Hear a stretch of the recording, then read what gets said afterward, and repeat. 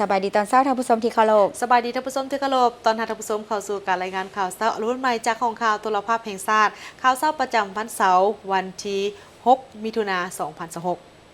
นำเสนอข่าวภาคเช้าในวันนี้พบกับโฆษกพันงาสุธิพงศ์พร้อมด้วยข่าวพระเจ้าสุริวัลย์พลเยี่ยมเจ้าซึ่งมีหลายข่าวเช่นเคยมานำเสนอต่อท่านผู้ชมเริ่มต้นด้วยข่าวเลขาธิการใหญ่ประธานประเทศแห่งสาธารณรัฐประชาธิปไตยประชาชนลาวได้พบปะกับเลขาธิการใหญ่ประธานประเทศสาธารณรัฐประชาชนจีนเพื่อสืบต่อในการเพิ่มทวีมูลเสื้ออันดีงามระหว่างสายผูกพันแบบคู่ห่วมยุทธศาสตร์รอบด้านมั่นคงยาวนานตามทฤษฎีและการเป็นคู่ห่วมสัตกรรมลาวจีนที่เข้มแข็งเหนียวแน่นในทุกสภาพการของยุคใหม่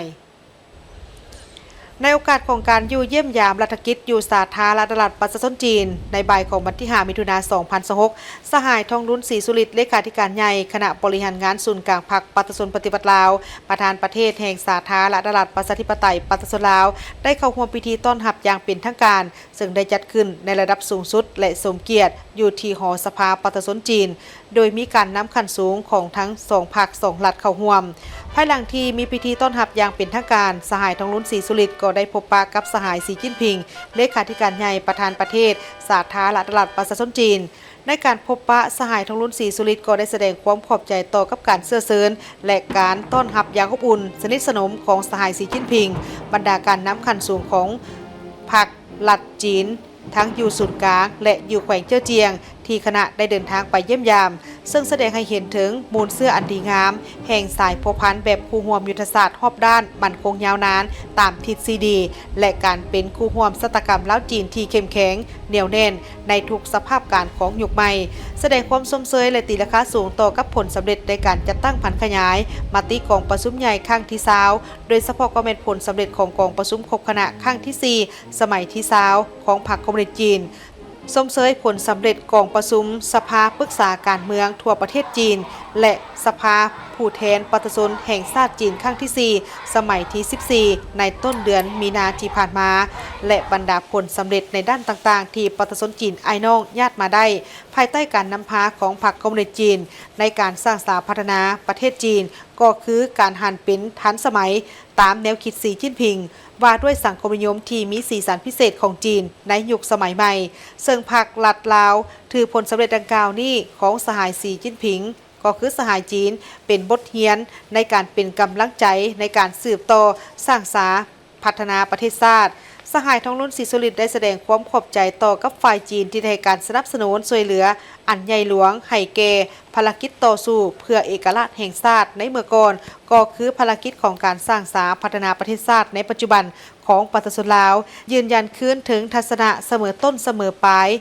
ในการเสริมขยายมิตรภาพอันเป็นมูลเสื้อลาวจีนการร่วมมือแบบคู่ร่วมยุทธศาสตร์รอบด้านมั่นคงยาวนานตามทฤษฎีและการเป็นคู่ร่วมสัตกรรมลาวจีนซึ่งได้นำเอาผลประโยชน์ตัวจริงมาสู่ประชาชน2ประเทศ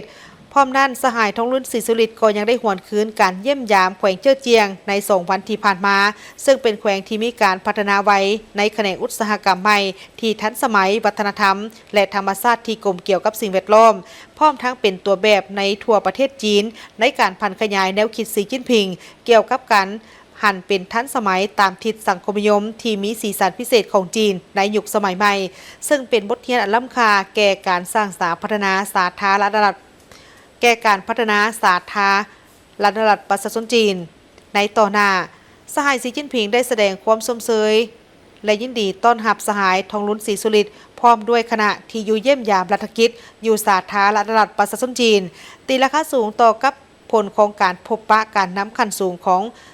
พรรครัฐจีนและการเยี่ยมยามแขวงเจ้อเจียงของสหายทองรุ้นศรีสุริตพร้อมด้วยคณะซึ่งแขวงเจ้อเจียงเป็นแขวงที่สหายสีจิ้นผิงเคยเป็นการนำพาอยู่แขวงดังกล่าวนี้เป็นเวลา5ปีสหายสีจิ้นผิงได้แลกเปลี่ยนทัศนะเกี่ยวกับสภาพการภาคพื้นและสากลการก่อสร้างสังคมนิยมก็คือบทเรียนของสาธารณรัฐประชาชนจีนในการสร้างสังคมนิยมที่มีสีสันพิเศษของจีนได้เน้นถึงความสำคัญของการนำพาของพรรคในภารกิจของการก่อสร้างสังคมนิยม2ประเทศลาวจีนต้องร่วมมือกันในไฮเดนแฟนกว่าเก่าทางด้านการเมืองสืบต่อในการแลกเปลี่ยนบทเรียนทางด้านทฤษฎีพฤติกรรมในเวียกงานก่อสร้างพรรคพนักงานการบริหารรัฐปกครองประเทศเวียกงานศึกษา คนหุ้นหนุ่มให้เป็นผู้สืบทอดมิตรภาพลาวจีนต่อไปในการพบปะสองฝ่ายก็ได้มีการแลกเปลี่ยนความคิดเห็นที่เป็นยุทธศาสตร์นำกันอย่างรอบด้านด้วยบรรยากาศที่สนิทสนมไว้เนื้อเสื่อใจโกงไปโกงมาและมีความเป็นเอกภาพสูงต่อกับทิศทางที่เป็นยุทธศาสตร์ของการร่วมมือที่ทั้งสองฝ่ายในต่อหน้าโดยเฉพาะก็เป็นการร่วมมือในการจัดตั้งปฏิบัติแผนเมบทว่าด้วยการสร้างคู่ร่วมชะตากรรมลาวจีนให้มีความเข้มแข็งเหนียวแน่นในทุกสภาพการของยุคใหม่ปฏิบัติบรรดาโครงการร่วมมือสำคัญของทั้งสองฝ่ายให้บรรลุตามคาดหมายที่วางไว้เพื่อนำเอาผลประโยชน์ตัวจริงมาสู่ประชาชนสองชาติให้นับมือนับลายขึ้นในโอกาสดังกล่าวนี้สหายทองลุ้นศรีสุริตก็ได้เสื้อเสริญสหายสีจิ้นผิงมาเยี่ยมยามสาธารณรัฐประชาธิปไตยประชาชนลาวส่วนสหายสีจิ้นผิงก็ได้แสดงความขอบใจและตอบรับการเสื้อเสริญไปเยี่ยมยามสาธารณรัฐประชาธิปไตยประชาชนลาวในเวลาที่เหมาะสมภายหลังของการพบปะเลขาธิการใหญ่ประธานประเทศของทั้งสองภาคสองรัฐลาวจีนก็ได้ร่วมกันเป็นสักขีพยานในพิธีลงนามเอกสารร่วมมือสองฝ่ายจำนวน32ฉบับซึ่งกวมเอาโครงเขตการร่วมมือระหว่างบรรดาองค์การอ้อมข้างศูนย์กลางภาคของสองภาคลาวจีนเศรษฐกิจการค้าการเงินการลงทุนพลังงานกสิกรรมวัฒนธรรมการพัฒนาทรัพยากรมนุษย์และหนังสือมอบหับบรรดาโครงการช่วยเหลือจากสาธารณรัฐประชาชนจีนพร้อมเดียวกันนั้นทั้งสองฝ่ายก็ยังได้มีการออกแถลงการร่วมระหว่างสาธารณรัฐประชาธิปไตยประชาชนลาวและสาธารณรัฐประชาชนจีนว่าด้วยการสร้างคู่ร่วมชะตากรรมลาวจีนที่เข้มแข็งเหนียวแน่นในทุกสภาพการของยุคใหม่ซึ่งถือเป็นมากผลรวมยอดของการเยี่ยมยามรัฐกิจอยู่สาธารณรัฐประชาชนจีนในครั้งนี้เลขาธิการใหญ่ประธานประเทศแห่งสาธารณรัฐประชาธิปไตยประชาชนลาวพร้อมด้วยคณะได้เคลื่อนไหวทัศนะอยู่หลายสถานที่ที่แขวงเจ้อเจียงในระหว่างการเดินทางเยี่ยมยามรัฐกิจอยู่สาธารณรัฐประชาชนจีน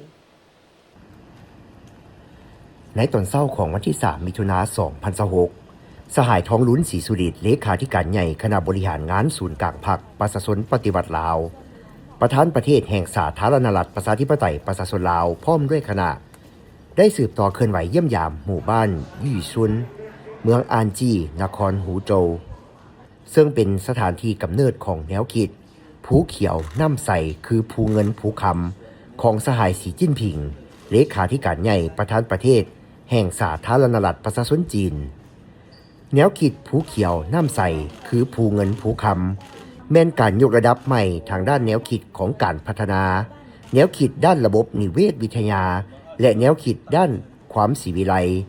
ซึ่งเป็นแนวคิดหลักของแนวความคิดศิวิไลทางด้านระบบนิเวศวิทยาของสหายสีจิ้นผิง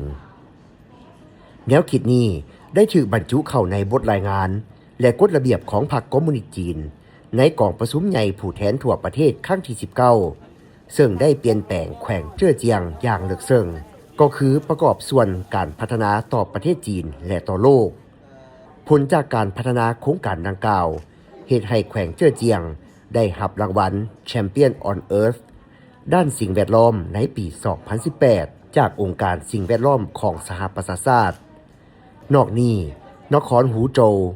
ยังได้เป็นเมืองทำอิฐของสาธารณรัฐประชาชนจีนที่ได้รับรางวัลที่อยู่อาศัยแห่งสหประชาชาติและหมู่บ้านหยุนชุนยังได้รับการย่องยอเป็นบ้านท่องเที่ยวดีเด่นจากองค์การท่องเที่ยวโลกต่อมาสหายทองลุ้นศรีสุริตพร้อมคณะได้ไปเยี่ยมยามศูนย์วางแสดงผลิตภัณฑ์ไม้ไผ่ที่ทดแทนพลาสติกของเมืองอันจีซึ่งเป็นสถานที่สำคัญในการส่งเสริมแนวคิดการพัฒนาแบบสีเขียวและกักบอนต่ำศูนย์แห่งนี้ได้ถูกสร้างขึ้นเพื่อตอบสนองต่อข้อริเริ่มการนำไส้ไม้ไผ่แทนพลาสติกขององค์การสหประชาชาติและรัฐบาลจีนโดยมีจุดประสงค์เพื่อแสดงให้เห็นถึงท่าแห้งอันมหาศาลของอุตสาหกรรมไม้ไผ่ในการแก้ไขปัญหาสิ่งแวดล้อมและการลดผ่อนมลพิษจากพลาสติกในตอนบ่ายสหายเลขาธิการใหญ่ประธานประเทศแห่งสาธารณรัฐประชาธิปไตยประชาชนลาวพร้อมด้วยคณะได้เยี่ยมยามกลุ่มหมู่บ้านโฮมสเตย์เสี่ยวหยินป้านยี่ชุนซึ่งเป็นหมู่บ้านตัวแบบในการหันเอาเฮือนประชาชนมาเป็นสถานที่ท่องเที่ยวและพักผ่อนครบวงจร หมู่บ้านดังกล่าวตั้งอยู่ในเขตพักผ่อนท่องเที่ยวระดับชาติหลิงเฟิงเมืองอานจีมีเนื้อที่ทั้งหมด161 เฮกตาร์ซึ่งได้พัฒนาโดยอิงใส่องค์ประกอบด้านเศรษฐกิจการพักผ่อนเช่นการกินการพักเซาการท่องเที่ยวการซื้อเครื่องความบันเทิงและการเบิ่งแยงสุขภาพนับแต่เปิดบริการเป็นต้นมากลุ่มหมู่บ้านโฮมสเตย์เสี่ยวหยินป้านยือชุนได้ต้อนรับนักท่องเที่ยวเฉลี่ย300,000 เทื่อคนต่อปีสร้างเวียกเหตุการณ์ทำให้แก่ชาวบ้านในพื้นที่สร้างยอดขายผลิตภัณฑ์กสิกรรมได้หลายกว่า1 ล้านหยวน จากนั้นคณะผู้แทนขั้นสูงของสาธารณรัฐประชาธิปไตยประชาชนลาวก็ได้ไปเยี่ยมชมเขตทัศนียภาพทะเลสาบซีหูที่ได้รับการพัฒนาและคุ้มครองที่กลมเกลียวระหว่างธรรมชาติและการพัฒนาทะเลสาบดังกล่าวตั้งอยู่นครหางโจวแขวงเจ้อเจียงมีเนื้อที่รวมทั้งหมดถึง59 กิโลเมตรในนั้นมีเขตปกปักรักษาอ้อมข้างหลายกว่า35 กิโลเมตรมีสถานที่ท่องเที่ยวถึง122 แห่งประกอบด้วยสถานที่ที่มีเอกลักษณ์เฉพาะบ่อนท่องเที่ยวระดับต่างๆจุดปกปักรักษามรดกวัฒนธรรมและพิพิธภัณฑ์ต่างๆที่กระแจกกระจายอยู่ทั่วเขตดังกล่าวในปี 1985 เขตทัศนียภาพทะเลสาบซีหูได้ถูกคัดเลือกให้เป็น1 ใน 10 สถานที่ท่องเที่ยวที่มีชื่อเสียงที่สุดของประเทศจีนในปี 2007 ได้ถูกจัดอันดับให้เป็นสถานที่ท่องเที่ยวระดับ 5A ของชาติและในปี 2011 ก็ได้ถูกบรรจุเข้าในบัญชีรายชื่อมรดกโลกอย่างเป็นทางการภายหลังสำเร็จการเคลื่อนไหวอยู่แขวงเจ้อเจียงสาธารณรัฐประชาชนจีนเลขาธิการใหญ่ประธานประเทศแห่งสาธารณรัฐประชาธิปไตยประชาชนลาวพร้อมด้วยคณะได้เดินทางถึงนครหลวงปักกิ่งและเยี่ยมยามโรงเรียนพรรคศูนย์กลางพรรคคอมมิวนิสต์จีนในวันที่ 4 มิถุนายน 2026 สหายท้องลุ้นศรีสุริตเลขาธิการใหญ่ประธานประเทศแห่งสาธารณรัฐประชาธิปไตยประชาชนลาวและคณะได้เดินทางออกจากนครหางโจวแขวงเจ้อเจียงถึงนครหลวงปักกิ่งโดยมีสหายเหลียวไหชิงหัวหน้าคณะพัวพันต่างประเทศศูนย์กลางพรรคคอมมิวนิสต์จีนพร้อมด้วยคณะฝ่ายจีนและเอกอัครราชทูตแห่งสาธารณรัฐประชาธิปไตยประชาชนลาวประจำสาธารณรัฐประชาชนจีนพร้อมพนักงานสถานทูตลาวที่ปักกิ่งและต่างหน้านักศึกษาลาวให้การต้อนรับพิธีต้อนรับจัดขึ้นอย่างอบอุ่นและสมเกียรติประกอบด้วยกองเกียรติยศและขบวนเยาวชนสาวหนุ่มจีนเวลาต่อมาสหายเลขาธิการใหญ่ประธานประเทศท้องลุ้นศรีสุริตพร้อมคณะได้เดินทางไปเยี่ยมยามโรงเรียนพรรคศูนย์กลางพรรคคอมมิวนิสต์จีนหรือสถาบันการปกครองแห่งชาติจีนโดยโรงเรียนดังกล่าวแม่นสถาบันการศึกษาขั้นสูงสุดเป็นครั้งความคิดปัญญาที่สำคัญที่สุดของพรรคและรัฐบาลจีนสหายเสี่ยชุนเทากรรมการศูนย์กลางพรรคห้องหัวหน้าโรงเรียนพรรคศูนย์กลางพร้อมด้วยคณะพรรคคณะนำโรงเรียนได้ให้การต้อนรับและรายงานสภาพรวมของโรงเรียนพรรคศูนย์กลางให้ทราบโดยเฉพาะพระบทบาทสำคัญของโรงเรียนในการบำรุงสร้างพนักงานนำพาคุ้มครองระดับสูงและกลางของพรรครัฐบาลกองทัพจีนและสภาพการพัวพันร่วมมือแลกเปลี่ยนบทเรียนกับต่างประเทศอย่างกว้างขวางรวมทั้งการต้อนรับคณะผู้แทนจากพรรคปฏิวัติและพรรคกำอำนาจจากทั่วโลกมาเยี่ยมยามและถอดถอนบทเรียนเกี่ยวกับการพัฒนาและการปกครองประเทศอยู่โรงเรียนแห่งนี้รวมทั้งการร่วมมือกับพรรครัฐบาลลาวโอกาสนี้สหายเลขาธิการใหญ่ประธานประเทศท้องลุ้นศรีสุริตได้พบปะกับบรรดาอาจารย์ศาสตราจารย์และคณะรับผิดชอบของโรงเรียนพรรคศูนย์กลางที่เคยได้ขึ้นห้องเรียนในระยะมาบำรุงอยู่โรงเรียนพรรคแห่งนี้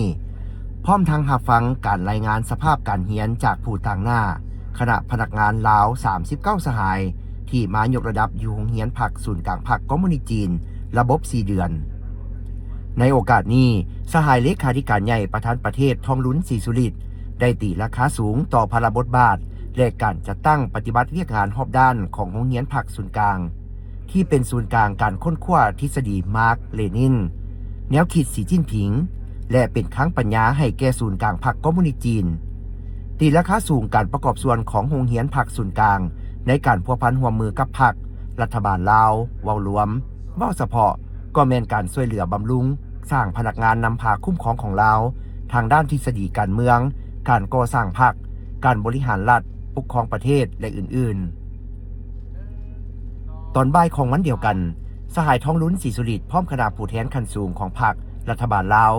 ได้เยี่ยมยามศูนย์ค้นคว้าและวางแสดงเทคนิคอวกาศปักกิ่งหรือเป่ยจิง Aerospace City ซึ่งแม่นศูนย์กลางเทคโนโลยีและการค้นคว้าด้านอวกาศที่สำคัญที่สุดแห่งหนึ่งของประเทศจีน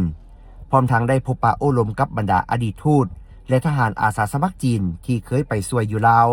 ต่อสู้ปลดปล่อยชาติและก่อสร้างเส้นทางอยู่เขตภาคเหนือของสาธารณรัฐประชาธิปไตยประชาชนลาวในซุ้มปี 1960 1970 ตื่มอีก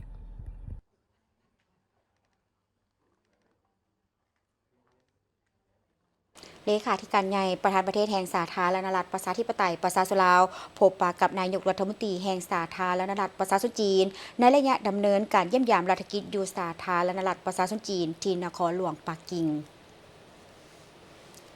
ในวันที่ 5 มิถุนายน 2026 ที่นครหลวงปักกิ่งสาธารณรัฐประชาชนจีนสหายทองลุ้นศรีสุริตเลขาธิการใหญ่คณะบริหารงานศูนย์กลางพรรคประชาชนปฏิวัติลาว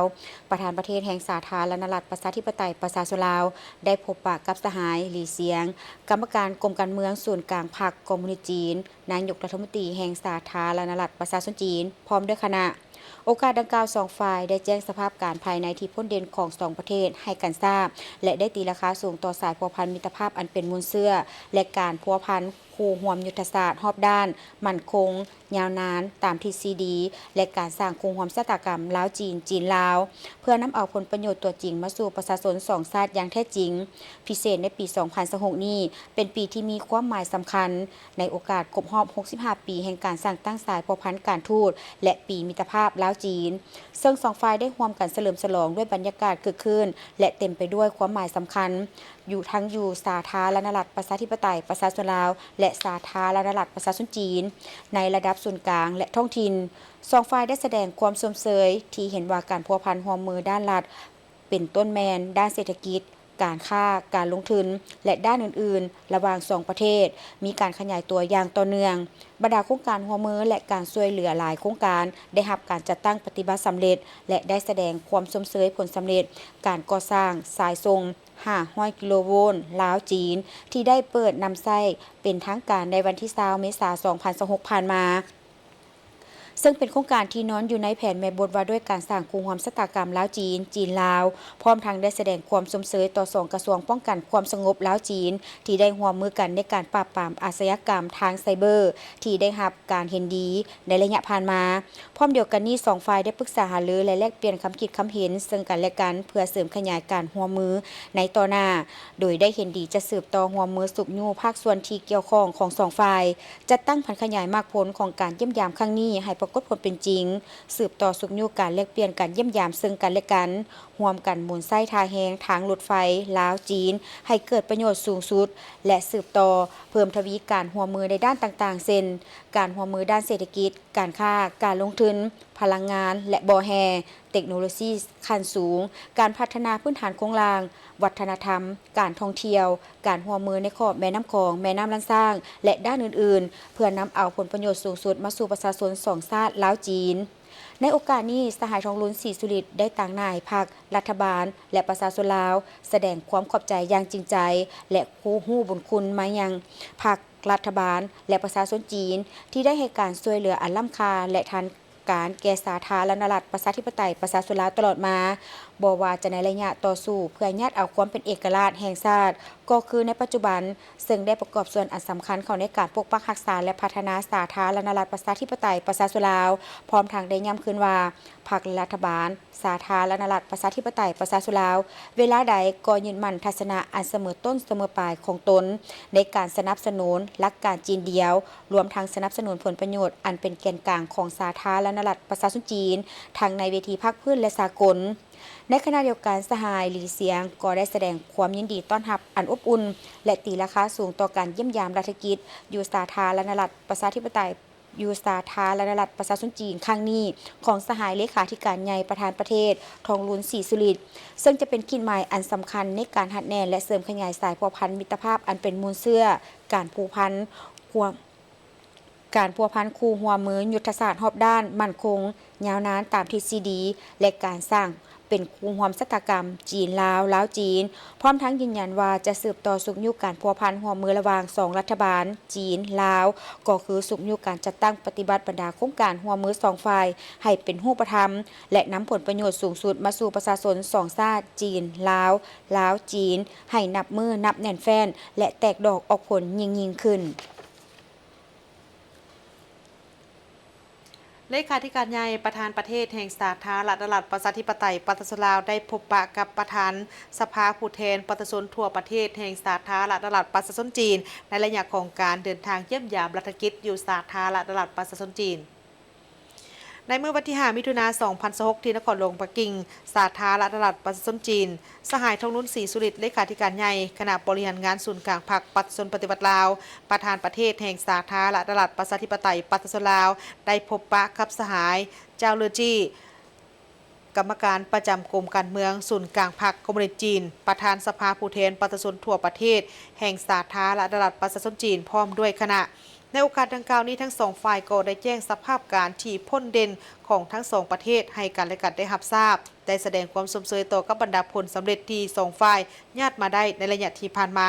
พร้อมทั้งตีราคาสูงต่อกับการพัวพันระหว่างสองประเทศที่ได้รับการเสริมขยายอย่างต่อเนื่องด้วยคุณภาพสูงมาตรฐานสูงและระดับสูงกว่าเก่าซึ่งได้นำเอาผลประโยชน์ตัวจริงมาสู่ประชาชนทั้งสองประเทศพิเศษในปี 2024 ที่ผ่านมาสองฝ่ายได้มีการลงนามกันในแผนเมบทว่าด้วยการสร้างคู่ร่วมชะตากรรมลาวจีนลาวฉบับใหม่อันได้กลายเป็นพื้นฐานอันใหม่ที่นักแน่นและเป็นปัจจัยช่วยหนุนที่สำคัญให้แก่การเสริมขยายสายผูกพันร่วมมือระหว่างสองประเทศก็คือการสร้างสรรค์พัฒนาเศรษฐกิจสังคมของชาติอย่างแท้จริงเบารวมเบาเฉพาะตีราคาสูงต่อกับการพัวพันร่วมมือระหว่างสภาแห่งชาติลาวและสภาผู้แทนประชาชนทั่วประเทศจีนในระยะที่ผ่านมาที่ได้รับการพัฒนาและเป็นรูปธรรมยิ่งขึ้นซึ่งทั้งสองฝ่ายได้มีการแลกเปลี่ยนเยี่ยมยามการไปมาหาสู่ในทุกระดับนับตั้งแต่ศูนย์กลางจนฮอดท้องถิ่นมีการแลกเปลี่ยนบทเรียนร่วมกันในการจัดสัมมนาฝึกอบรมเกี่ยวกับการจัดตั้งปฏิบัติพระบทบาทขององค์การนิติบัญญัติสืบต่อในการรักษาการร่วมมือปรึกษาหารือกันอย่างใกล้ชิดและสนับสนุนซึ่งกันและกันในเวทีรัฐสภาภาคพื้นและสากลสองฝ่ายยังได้แสดงความสมเสยต่อกับการร่วมมือในแขนงการต่างๆที่จะสืบต่อขยายตัวในทุกด้านโดยเฉพาะคอมเมนต์ทางด้านเศรษฐกิจการค้าการลงทุนและการนำไส้เส้นทางรถไฟลาวจีนให้เกิดประโยชน์สูงสุดและเพิ่มทวีการเชื่อมโยงเชื่อมจอดเส้นทางรถไฟลาวจีนกับภาคเหนือพร้อมเดียวกันนั้นทั้งสองฝ่ายก็ยังได้มีการปรึกษาหารือในการเสริมขยายการร่วมมือในต่อหน้าโดยเห็นได้ดีที่จะสืบต่อในการสุกยู่แขนงการที่เกี่ยวข้องร่วมกันจะตั้งพันขยายบรรดาเนื้อในจิตใจที่เป็นเอกภาพกันของการนำขั้นสูงของทั้งสองประเทศให้แตกดอกออกผลและก้าวขึ้นสู่ระดับใหม่อย่างบ่หยุดยั้งโดยเฉพาะข้อตกลงว่าด้วยการร่วมมือระหว่างสภาแห่งชาติลาวและสภาผู้แทนประชาชนทั่วประเทศจีนสืบต่อในการเพิ่มทวีการร่วมมือในขงเขตเพื่อการป้องกันชาติป้องกันความสงบเพื่อปกปักรักษาความสงบตามชายแดนต้านการก่ออาชญากรรมข้ามชาติการฉ้อโกงทรัพย์ทั้งโทรคมการค้าขายยาเสพติดและอาชญากรรมอื่นๆพร้อมทั้งสืบต่อร่วมมือช่วยเหลือและสนับสนุนซึ่งกันและกันในเวทีภาคพื้นและสากลเพื่อภารกิจการรักษาสันติภาพมิตรภาพและการร่วมมือเพื่อการพัฒนาแบบยืนยงในโอกาสนี้สหายทองลุ้นศรีสุริตก็ได้ต่างหน้าให้แก่พรรคสภาแห่งชาติรัฐบาลและประชาชนลาวบรรดาเผ่าแสดงความขอบใจอย่างจริงใจต่อพรรครัฐบาลสภาผู้แทนประชาชนทั่วประเทศและประชาชนจีนอ้ายน้องที่ได้ให้การช่วยเหลืออย่างหลวงหลายให้แก่ประชาชนลาวตลอดระยะที่ผ่านมาแสด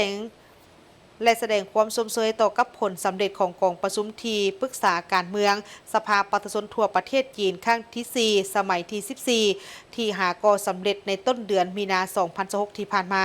พร้อมทั้งได้ยืนยันว่าพรรคและรัฐบาลแห่งสาธารณรัฐประชาธิปไตยประชาชนลาวเวลาใดก็ได้ยึดมั่นทัศนะ อันเสมอต้นเสมอปลายของตนและให้การสนับสนุนหลักการจีนเดียวรวมทั้งการสนับสนุนผลประโยชน์อันเป็นแกนกลางของสาธารณรัฐประชาชนจีนทั้งในเวทีภาคพื้นและสากลรวมทั้งให้ความสำคัญและตั้งหน้าเข้าร่วมการจะตั้งปฏิบัติบรรดาข้อริเริ่มต่างๆของฝ่ายจีนสหายเลขาธิการใหญ่ประธานประเทศแห่งสาธารณรัฐประชาธิปไตยประชาชนลาวทองลุ้นศรีสุริตได้แสดงความยินดีต้อนรับสหายประธานสภาประชาชนสหายประธานสภาผู้แทนประชาชนจีนเยี่ยมยามสาธารณรัฐประชาธิปไตยประชาชนลาวพร้อมทั้งฝากความยื้อยามทำข่าวถึงสหายหวังหู้หนิง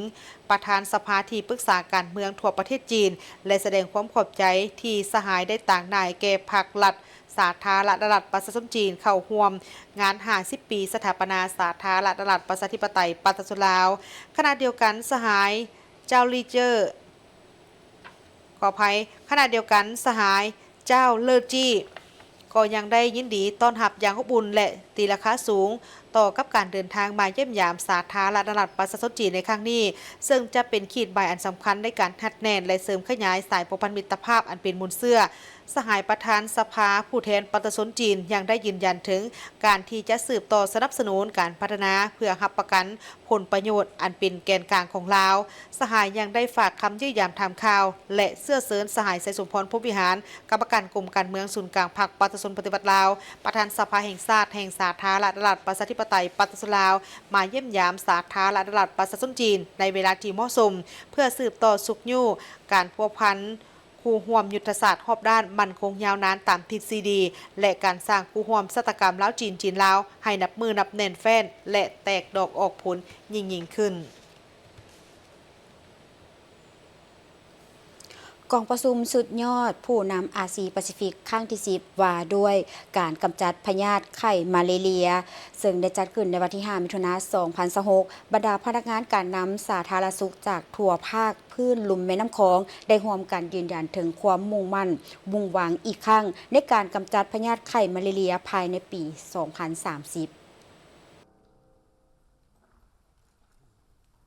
กองประชุมดังกล่าวได้จัดขึ้นโดยรัฐบาลสาธารณรัฐประชาธิปไตยประชาชนลาวร่วมกับพันธมิตรผู้นำอาซีแปซิฟิกเพื่อการกำจัดพยาธิมาลาเรียภายใต้การเป็นประธานของท่านสนไซศรีพันดรนายกรัฐมนตรีเข้าร่วมโดยมีรัฐมนตรีกระทรวงสาธารณสุขจากสาธารณรัฐประชาธิปไตยประชาชนลาวและเมียนมานอกนี้ยังมีผู้แทนจากประเทศกัมพูชาจีนฝรั่งญี่ปุ่นไทยติมอร์เลสเตและเวียดนามรวมทั้งธนาคารพัฒนาอาซีกองทุนโลกและองค์การอนามัยโลกภายใต้หัวข้อการดำเนินงานโค้งสุดท้ายในระดับภาคพื้นมุ่งมั่นสู่ปี 2030 กองประชุมยังได้เน้นย้ำถึงความจำเป็นอย่างรีบด่วนในการเร่งรัดมาตรการต่างๆเพื่อกำจัดพยาธิไข้มาลาเรียอย่าให้สำเร็จในทั่วภาคพื้นลุ่มแม่น้ำคอง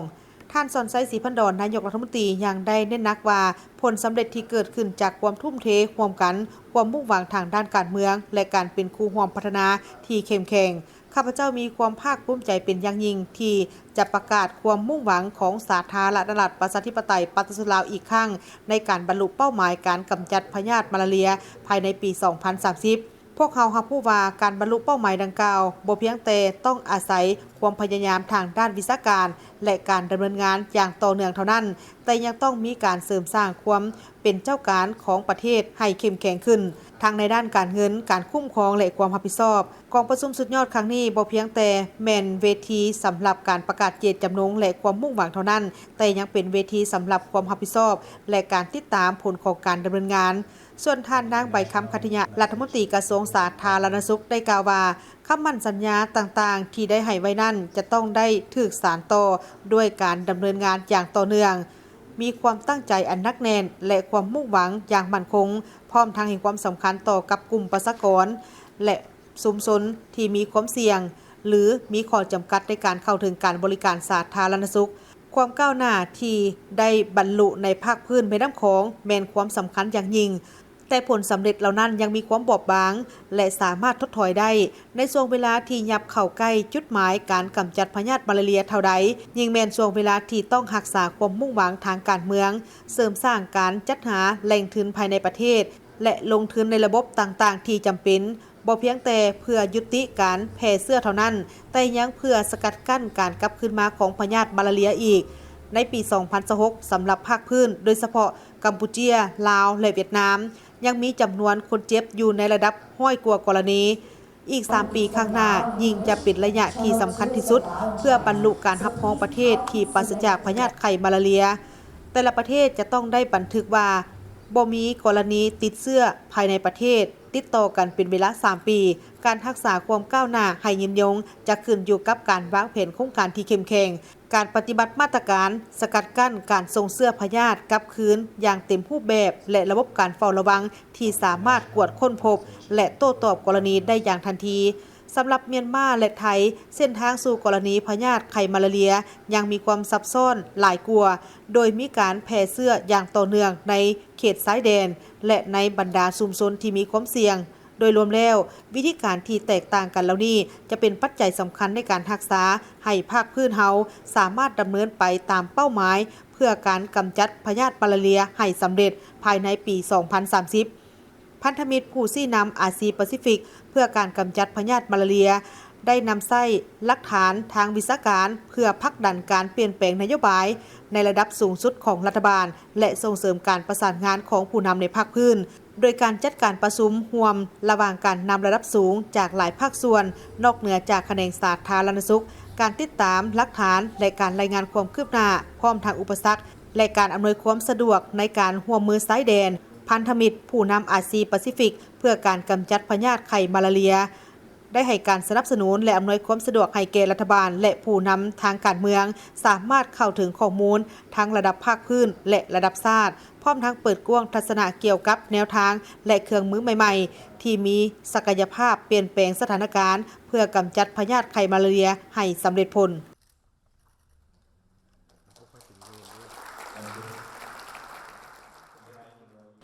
กระทรวงศึกษาธิการและกีฬาได้เผยแพร่ยุทธศาสตร์และแผนพัฒนาวิทยาศาสตร์เทคโนโลยีและนวัตกรรมแห่งชาติ 2026 ถึง 2040 และนโยบายครูแห่งชาติซึ่งได้จัดขึ้นในมื้อวันที่ 5 มิถุนายนที่ผ่านมาโดยการเข้าร่วมของท่านสอนไซศรีพันดรนายกรัฐมนตรีรองศาสตราจารย์ปริญญาเอกทองสฤษดิ์มังนอเมฆรองนายกรัฐมนตรีกระทรวงศึกษาธิการและกีฬาท่านนางโซฮุยคิมหัวหน้าองค์การยูเนสโกประจำบางกอกพร้อมด้วยภาคส่วนที่เกี่ยวข้องครูอาจารย์และนักศึกษารองศาสตราจารย์ปริญญาเอกทองสฤษดิ์มังนอเมฆได้กล่าวว่ายุทธศาสตร์และแผนพัฒนาวิทยาศาสตร์เทคโนโลยีนวัตกรรมแห่งชาติ 2026 ถึง 2040 ได้กำหนดเป้าหมายทิศทางโครงเขตบุริมสิทธิ์และแผนงานอย่างชัดเจนเพื่อเป็นบทอิงให้แก่แขนงการทางภาครัฐเอกชนสถาบันการศึกษาและครูร่วมพัฒนาในการพันขยายและจัดตั้งปฏิบัติในทั่วประเทศโดยประกอบมี5ยุทธศาสตร์ก็คือพัฒนาระบบการคุ้มครองวิทยาศาสตร์เทคโนโลยีนวัตกรรมพัฒนาทรัพยากรมนุษย์ด้านวิทยาศาสตร์เทคโนโลยีนวัตกรรมการพัฒนาพื้นฐานโครงล่างค้นคว้าและการค้นคว้าพัฒนาวิทยาศาสตร์เทคโนโลยีและนวัตกรรมยุทธศาสตร์ส่งเสริมการร่วมมือในภาคพื้นและสากลและในนั้นประกอบมี17แผนงาน85โครงการและกิจกรรมของหับเพื่อพันขยายยุทธศาสตร์ดังกล่าวให้เป็นจริงยุทธศาสตร์ดังกล่าวนี้มันมีความสำคัญต่อกับการพัฒนาคนเป็นอันดับหนึ่งจากนั้นก็จะเอาใจใส่ต่อกับการเลือกเทคโนโลยีที่เหมาะสมกับประเทศลาวการสร้างระบบนิเวศนวัตกรรมสร้างความมั่นคงทางด้านเทคโนโลยีและนวัตกรรมการร่วมมือทางด้านวิทยาศาสตร์กับนานาชาติรองศาสตราจารย์ปริญญาเอกทองสฤษดิ์มังนอเมฆยังได้กล่าวเติมอีกว่าชาติจะพัฒนาไว้หรือซ่าแม่นฝากไว้กับการศึกษาของชาตินั้นใจกลางของการพัฒนาการศึกษาแม่นการพัฒนาครูย้อนแนวนั้นรัฐบาลจึงออกข้อตกลงนโยบายครูแห่งชาติในวันที่17 มังกรปี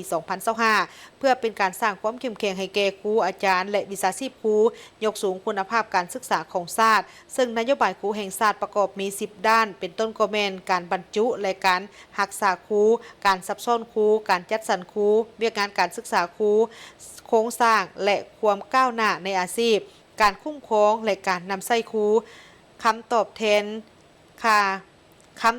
ให้ค่าครูมาตรฐานของครู ความรับผิดชอบและการปฏิบัติหน้าที่การคุ้มครองบริหารโรงเรียนและการบริหารในภาวะฉุกเฉิน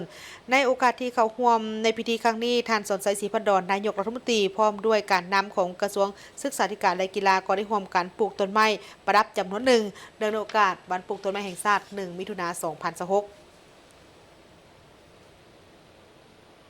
ทานฮองประธานประเทศแห่งสาธารณรัฐประชาธิปไตยประชาชนลาวต้อนรับฐานทูตราชอาณาจักรดานมาร์กประจำสาธารณรัฐประชาธิปไตยประชาชนลาวเข้าเยี่ยมคำนับอำลา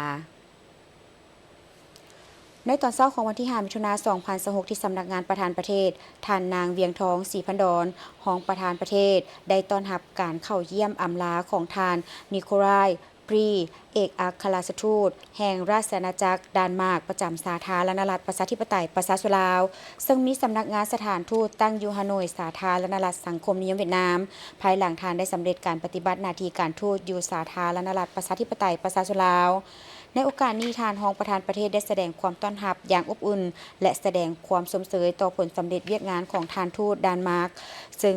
ได้ประกอบส่วนเสริมขยายสายพัวพันมิตรภาพและการร่วมมือสองฝ่ายระหว่างสาธารณรัฐประชาธิปไตยประชาชนลาวราชอาณาจักรดานมาร์กที่ได้สร้างตั้งสายพัวพันการทูตนำกันในวันที่ 1 พฤศจิกายน 1956 ซึ่งปีนี้ครบรอบ 70 ปี และแสดงความขอบใจต่อการช่วยเหลือของดานมาร์กให้แก่สาธารณรัฐประชาธิปไตยประชาชนลาวโดยสุ่มไส้คงเขตการรักษาทรัพยากรและสิ่งแวดล้อมเวียกงานสาธารณสุขเวียกงานอุตสาหกรรมและป่าไม้การศึกษาและอื่นๆอันได้เป็นการประกอบส่วนที่สำคัญในการพัฒนาเศรษฐกิจสังคมของลาวพร้อมนี้ทานรองประธานประเทศยังได้อวยพรให้ทานทูตเดินทางกลับประเทศด้วยความสวัสดิภาพส่วนทานทูตดานมาร์กก็ได้กล่าวแสดงความขอบใจต่อการต้อนรับอันอบอุ่นของทานรองประธานประเทศและรัฐบาลลาวที่ได้เอื้ออำนวยความสะดวกให้แก่การปฏิบัติหน้าที่การทูตอยู่ลาวซึ่งสามารถปฏิบัติเวียกงานได้อย่างมีผลสำเร็จ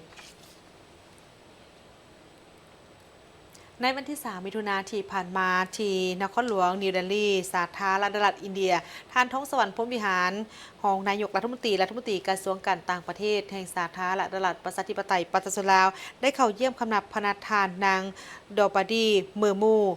ประธานาธิบดีแห่งสาธารณรัฐอินเดียเนื่องในโอกาสที่เดินทางไปเยี่ยมยามสาธารณรัฐอินเดียอย่างเป็นทางการท่านรองนายกรัฐมนตรีท้องสวรรค์พรหมวิหารได้นำเอาความยุยามทำข่าวอนุบุญจากพระประธานประเทศทองลุ้นศรีสุริตถึงพระประธานาธิบดีท่านนางดอปาดีเมอร์มูแจ้งให้ทราบถึงจุดประสงค์ของการเยี่ยมยามทางการสาธารณรัฐอินเดียในครั้งนี้ในโอกาสนี้ทั้งสองฝ่ายก็ยังได้ตีราคาสูงต่อกับสายพัวพันมิตรภาพและการร่วมมืออันดีงามระหว่างสาธารณรัฐประชาธิปไตยประชาชนลาวและสาธารณรัฐอินเดียที่สืบโตนับมือนับได้รับการเสริมขยายอย่างต่อเนื่องในตลอดระยะ 70 ปีที่ผ่านมาซึ่งแสดงออกในการแลกเปลี่ยนการพบปะเยี่ยมยามของคณะผู้แทนของทั้งสองประเทศอย่างเป็นปกติโดยเฉพาะก็เป็นการเยี่ยมยามสาธารณรัฐประชาธิปไตยประชาชนลาวของประธานนายกรัฐมนตรีนาเรนดาโมดีในโอกาสที่เข้าร่วมกองประชุมสุดยอดอาเซียนอินเดียในเดือนตุลาของปี 2024 ที่ผ่านมาพร้อมกันนี้ทั้งสองฝ่ายก็ยังได้แสดงความสมเสยในโอกาสของการครบรอบ 70 ปีแห่งการสร้างตั้งสายพันธ์การทูตระหว่าง2ประเทศในปี 2026 นี้และเห็นดีจัดกิจกรรมร่วมกันเพื่อเฉลิมฉลองวันสำคัญดังกล่าวนี้ให้มีเนื้อในและมีความหมายสำคัญนอกจากนั้นก็ยังเห็นดีสืบโตร่วมมือกันอย่างใกล้ชิดเพื่อเสริมขยายสายพันธมิตรภาพและการร่วมมืออันดีงามที่มีอยู่แล้วของทั้งสองประเทศให้นับมือนับเจริญงอกงามและได้รับการพัฒนายิ่งขึ้นรวมทั้งการสนับสนุนซึ่งกันและกันในขอบภาคพื้นและสากลเป็นต้นก็แม่นขอบการร่วมมือเป็นน้ำของแม่น้ำคงคาอาเซียนอินเดียองค์การสหประชาชาติและอื่นๆบรรดาสื่อมวลชนลาวได้รับการยกระดับความรู้ทางด้านเทคนิคการคุ้มครองเทคโนโลยีวิทยุโทรภาพผ่านการสัมมนาและทัศนศึกษางานดังกล่าวนี้อยู่ที่นครหลวงปักกิ่งสาธารณรัฐประชาชนจีนและเมืองเฉิงตูแขวงเสฉวนสาธารณรัฐประชาชนจีนในระหว่างวันที่3ถึงวันที่16 มิถุนายน 2026 นี้สมณกรลาวที่เฮ็ดเวียกในขงเขตสื่อมวลชนจำนวน28คนจากวิทยุกระจายเสียงแห่งชาติลาวโทรภาพแห่งชาติลาวกลุ่มสื่อมวลชนและกลุ่มข้อมูลข่าวสารคณะโฆษณาอบรมศูนย์กลางภาคกลุ่มสื่อมวลชนกระทรวงป้องกันความสงบ ต่างหน้าสื่อมวลชนจากสหพันธ์แม่หญิงลาวศูนย์กลางสาวหนุ่มประชาชนปฏิวัติลาวศูนย์กลางสหพันธ์กรรมบาลลาวศูนย์ข้อมูลข่าวสารการศึกษากระทรวงศึกษาธิการและกีฬาได้รับการยกระดับความรู้ด้านเทคนิคการคุ้มครองเทคโนโลยี วิทยุโทรภาพผ่านการสัมมนาและทัศนศึกษาเวียกงานดังกล่าวอยู่นครหลวงปักกิ่งและเมืองเฉิงตูแขวงเซฉวนของจีนระหว่างวันที่3-16 มิถุนายน 2026 โดยสื่อมวลชนลาวได้เรียนรู้ภาคทฤษฎีเกี่ยวกับวิธีปฏิบัติงานการพัฒนาอุตสาหกรรมวิทยุโทรภาพการร่วมมือสากลของจีนและจะไปทัศนศึกษาหลายสถานที่ที่โดดเด่นของสาธารณรัฐประชาชนจีนภายใต้การชี้นำของแนวคิดสีจิ้นผิงด้านวัฒนธรรมหลักการเทคโนโลยีของวิทยุกระจายเสียงและโทรภาพการออกอากาศรายการโทรภาพดิจิตอลที่มีความละเอียดสูงการพัฒนาสื่อปัญญาประดิษฐ์การเพิ่มกำลังแฮงให้แก่การพัฒนาของสื่อมวลชนการผลิตสื่อรวมที่มีความละเอียดสูงพิเศษการค้นหาเทคโนโลยีจำลองเปรียบเหมือนความจริงของสื่อรวมการตลาดในสื่อแบบใหม่ภายใต้สภาพห่างเสียงสังคมประเด็นฮ้อนการผลิตเนื้อในรายการและกลยุทธ์ก็คือวิธีการในการเล่าเรื่องเทคนิคการตัดต่อวิดีโอด้วยระบบ Advanced Media Composer และแนวคิดสร้างสรรค์การถ่ายทำรายการโทรภาพพิธีเปิดสุดสัมมนาภายใต้หัวข้อการคุ้มครองเทคโนโลยีวิทยุโทรภาพเมืองลาวให้สื่อมวลชนลาวจัดขึ้นในวันที่3 มิถุนายน 2026อยู่เมืองฉาวหยางนครหลวงปักกิ่งโดยมีท่านนางโจจี้หงหัวหน้ากรมร่วมมือสากลกรมการออกอากาศและโทรภาพแห่งชาติจีนหรือ NRTA และท่านเหอตงปัวกรรมการพรรคห้องผู้จัดการทั่วไปบริษัทวิศวกรรมและเทคโนโลยีการออกอากาศและโทรภาพสากลจีนจำกัดหรือ CBIC พร้อมด้วยคณะรับผิดชอบสุดสัมมนาและสมรกรลาวเข้าร่วมสุดสัมมนาครั้งนี้โดยการเป็นเจ้าภาพของกระทรวงการค้าแห่งสาธารณรัฐประชาชนจีนและจะตั้งปฏิบัติโดยบริษัทวิศวกรรมและเทคโนโลยีการออกอากาศและโทรภาพสากลจีนจำกัด CBICท่านผู้ชมสำหรับภารกิจในการกอบกู้ซวยผู้ที่ติดอยู่ในถ้ำอยู่ที่บ้านพันไซเมืองหนองแจ้งแขวงไซสมบูรณ์มาฮอดปัจจุบันนี้ก็ได้10 กว่ามื้อแล้วสำหรับผู้ที่เป็นเมียของ2 คนที่ยังติดค้างอยู่ในถ้ำนั้นยังมีความหวังรอคอยผู้ที่เป็นหัวหน้าครอบครัวออกมาจากถ้ำและแต่ละมื้อได้มานั่งเฝ้าอยู่ที่หน้าถ้ำและพร้อมกันแต่งอยู่ครัวกินเพื่อส่งไปให้หน่วยงานต่างๆที่พวมปฏิบัติหน้าที่ด้านการนำของทางแขวงยังพัดเปลี่ยนกันติดตามสถานการณ์อย่างใกล้ชิดและให้กำลังใจในทุกภาคส่วนการรอคอยข่าวของ2 คนที่ยังคงติดอยู่ในถ้ำคือท้าวบีและท้าวบุญหลับประชาชนบ้านน้ำผาใหญ่ผู้เป็นผัวของนางพรและนางปิ่นโดยทั้ง2 คนพร้อมลูกน้อยและญาติพี่น้องแม้มีความหวังว่าเขาเจ้าจะได้รับการช่วยเหลือจากทุกภาคส่วนและออกมาด้วยความปลอดภัยต้องคอยทุกมือเห็นแต่ครอบครัวคนอื่นออกมาแล้วครอบครัวตัวเองบ่เห็นออกมาก็ฟ้องคอยทีเดียวพากันอยู่ฟ้องคอยทุกมือภาวนาให้ออกมาทุกมือเพราะว่าบ่ฮู้แนวสิเฮ็ดย่านสิบ่ได้เขาออกขึ้นมาเพราะว่าน้ำมันเต็มถ้ำละตอนเขาเจ้าไปเบิ่งก็เศร้ามีเหตุนั้นมีลูกเด็กอยู่ก็เข้าใจเขามาสวยนี่แหละเขาบ่มีหยังตอบแทนเขาการค้องคอยผู้เป็นผัวที่เป็นเสาหลักของครอบครัวเป็นการรอคอยที่ทรมานผู้ชายด้านการน้ำของแขวงยังคงพัดเปลี่ยนกันติดตามสถานการณ์อย่างใกล้ชิดและให้กำลังใจทุกภาคส่วนในการปฏิบัติหน้าที่ครั้งนี้ให้ประสบผลสำเร็จใส่เวลามีความยุ่งยากหลายทั้งทีมงานก็ว่าเป็นทำที่ละเอียดสลับซับซ้อนยากที่จะใส่เวลาสั้นในการกอบกู้ชีวิตใน7 คนที่ออกจากทำได้ต้องใช้เวลาวิเคราะห์วิจัยแต่สั่นเป็นปัญหาที่พวกเรานักใจแต่ด้วยความพยายามบุคคลการจัดตั้งให้การสนับสนุนช่วยเหลือ ในหลายปัจจัยโดยเฉพาะอยู่ภายในพวกเฮาภาคส่วนธุรกิจก็ประกอบส่วนในหลายระดับผู้สิเฮ็ดทางขึ้นช่วยผู้สิเอาเครื่องบริโภคผู้บริโภคมาช่วยผู้ประกอบพาหนะช่วยอันนี้ถือว่าเป็นปัจจัยที่หลั่งไหลเข้ามาช่วยในการกอบกู้ชีวิตของ7 คนล้นเรือนะจิตใจข้าพเจ้าบอกนั่นเบื้องรัฐบาลพวกเฮาก็ชี้นำตลอดระยะติดตามเอาใจใส่แทะถึงฟังกันในงานของพวกเฮาต่อเพิ่นให้การชี้นำต่อพวกเฮา สำหรับภารกิจกอบกู้อีก2คนที่ยังคงติดอยู่ในถ้ำปัจจุบันทุกหน่วยงานแม่นได้เฮ็ดเวียกแข่งกับเวลาเพราะหาทุกวิธีทางเข้าในการช่วยเหลือทั้งเร่งสูบน้ำออกซึ่งสภาพอากาศก็มีการเปลี่ยนแปลงการห้อยตัวลงมาหูถ้ำเพื่อสำรวจถ้ำและหน้าเวียกอื่นๆเติมอีก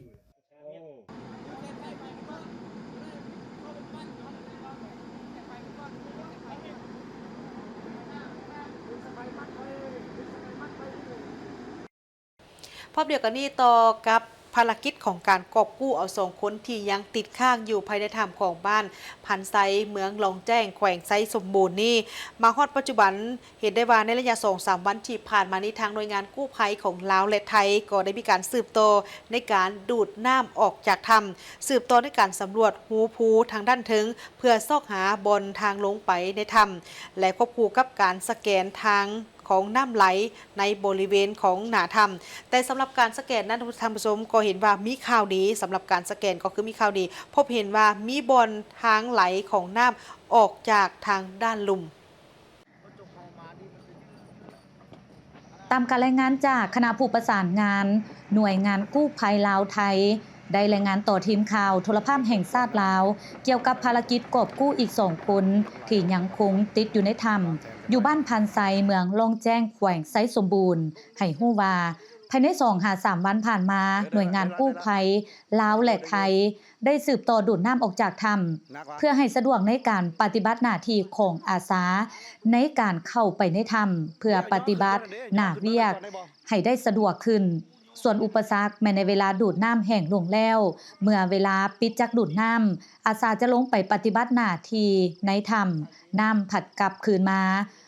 พอเวลาอาสาเข้าไปในถ้ำต้องได้ปิดไฟออกจากเครื่องดูดน้ำเพื่อป้องกันบ่ให้ไฟฟ้าช็อตอาสา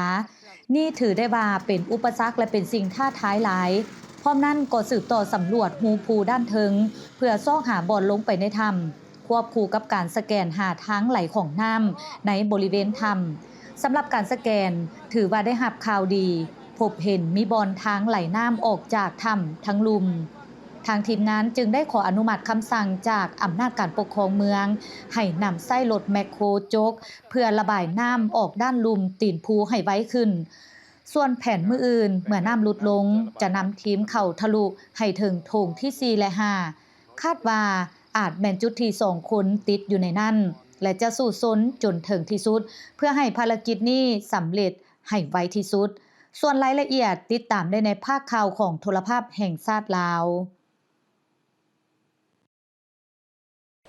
ทั้งหมดนี้คือการรายงานข่าวเช้าอรุณใหม่จากของข่าวโทรภาพแห่งชาติขอบใจที่บรรทานให้เกียรติติดตามรับชมข่าวและพบกันได้ใหม่ในการรายงานข่าวภาคต่อไปส่วนข่าวภาคนี้โฆษกทั้ง 2พร้อมกับทีมข่าวเช้าลาท่านผู้ชมไปก่อน สบายดี สบายดี